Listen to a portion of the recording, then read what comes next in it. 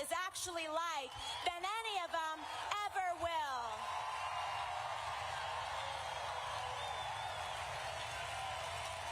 I tell this story not because it is special, but because of how common and disturbingly normal it all is.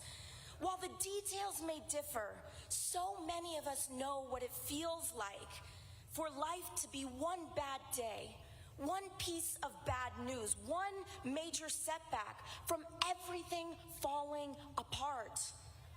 And I'm here to tell you today, Montana, that we don't have to live like this anymore.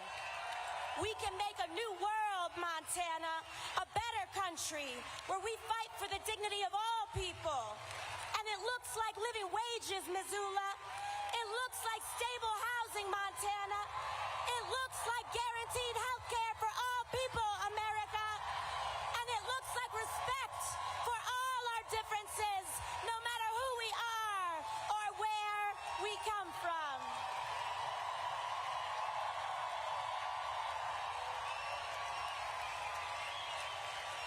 Oligarchy or democracy. And we are here today because we choose democracy. We choose freedom. And that means that we choose to out-organize the oligarchy. We must do away with the power of big money. And that is why, even as a waitress with a long shot campaign, I decided right then and there that I would never take money from lobbyists and corporations, and I never will.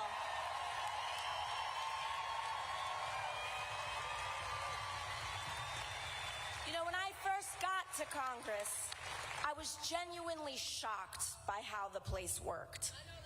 Even having run against dark money in the first place. The everyday influence and corruption was astonishing.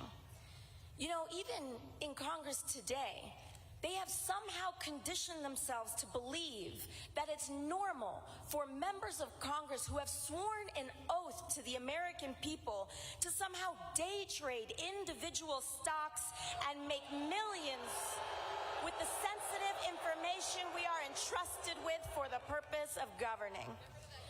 I ask you this, how can anyone possibly make an objective vote on healthcare, energy, or even war when their personal money is tied up in pharmaceutical companies, oil and gas, or defense company stocks? You can't. And we just saw this play out this week with Trump's corrupt and disastrous tariff scheme. I hope that all of us see now that this whole tariff shuffle had nothing to do with manufacturing like they claimed. And it had everything to do with manipulating the markets so that they could quietly enrich their friends who bought the dip before reversing it all in the morning. Missoula, what I'm about to say is a matter of fact and not debate. Donald Trump is a criminal. He was found guilty of 34 felony counts of fraud, liable for sexual abuse.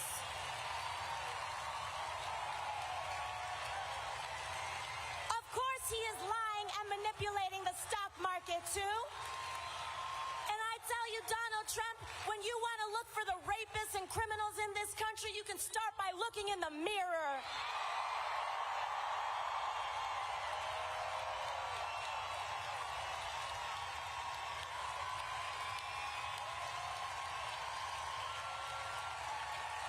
He's there.